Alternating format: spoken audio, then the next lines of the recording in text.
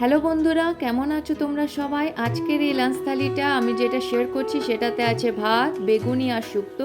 শুক্তোটা আমি খুব সিম্পলভাবে বানিয়েছি, খুব সিম্পল ইনগ্রিডিয়েন্টস দিয়ে। যাদের বাড়িতে কোনো অসুস্থ মানুষ আছে বা বয়স্ক মানুষ আছে যারা বেশি তেল মশলা খায় না, তাদের জন্য এই শুক্তোটা খুবই পারফেক্ট আর এটা বানানো খুবই ইজি। তো চলো দেখে নিই কীভাবে বানাবো এই রেসিপিটা। প্রথমেই আমি কড়াই গরম করে ওটাতে তেল দিয়ে দিয়েছি আর বড়িগুলো ভেজে নেব।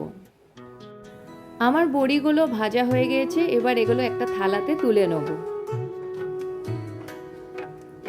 এরপর আমি বেগুন কেটে রেখেছিলাম আর বেগুনগুলো আমি প্রথমে ভেজে নেব। আমি ঢাকা দিয়ে দিয়েছি আর এভাবে 2 মিনিট পর বেগুনগুলোকে একবার নাড়াচাড়া করে নেব। আর দেখো বেগুনগুলো ভাজা হয়ে গেছে, এগুলো আমি তুলে রেখে নেব। এরপর কড়াই আরেকটু সামান্য তেল দিয়েছি 1 চামচ মতো। এরপর আমি এই করলাগুলো যেগুলো লম্বা লম্বা করে কেটে রেখেছি সেগুলো ভেজে নেব। আমি সব সবজি ঢাকা দিয়ে দিয়ে ভাজি, তাতে সিদ্ধ হয়ে যায় আর খুব ভালো ভাজাও হয়ে যায়। এরপর আমি সেম তেলেই, আমি আর কোনো তেল অ্যাড করিনি, সেই তেলেই আমি কিছু পাঁচফোড়ন অ্যাড করেছি। তবে শুক্তো বানানোর জন্য যেটা সবথেকে ইম্পর্টেন্ট ইনগ্রিডিয়েন্টস পাঁচফোড়নের, সেটা হচ্ছে আপনাদের রাঁধুনিটা দিতেই হবে, তবে শুক্তোর গন্ধটা খুব ভালো আসে। এরপর আমি কিছু সবজি কেটে রেখেছিলাম, যেমন পেঁপে, কাঁচা কলা, আলু, মূলো আমি অ্যাড দিয়েছি, কারণ মূলোর আমার শুক্তোতে ভালোই লাগে, তাই আমি ওটাও অ্যাড করে দিয়েছি। এরপর আমি ঢাকা দিয়ে এগুলোকে একবার ভেজে নেবো। তারপর এটাতে আমি আদা জিরে বাটা দিয়ে দেবো, সামান্য একটু জল অ্যাড করেছি, 1/2 চামচ চিনি, আর একটা শুক্তো মশলা পাওয়া যায় রেডিমেড, যে কোনো গ্রসারি দোকানে পেয়ে যাবেন, সেটা আমি 1 চামচ অ্যাড করেছি। 1 চামচ হলুদ দিয়েছি আর নুন অ্যাড করেছি স্বাদ মতো। এরপর অল্প জল দেবো আর এই সবজিগুলোকে ভালো করে কষিয়ে নেব। এরপর আমি ঢাকা দিয়ে দেবো 2 থেকে 3 মিনিটের জন্য। 3 মিনিট পর ঢাকাটা সরিয়ে এইভাবে সবজিগুলোকে ভালো করে কষিয়ে নিতে হবে।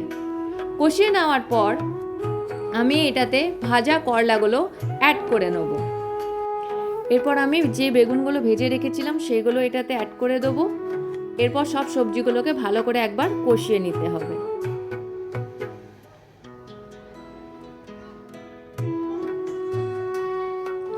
এরপর আমি জল অ্যাড করে দেবো। জলটা আপনি পরিমাণ মতো দেবেন, যাতে সব সবজিগুলো ভালোভাবে সিদ্ধ হয়ে যায়।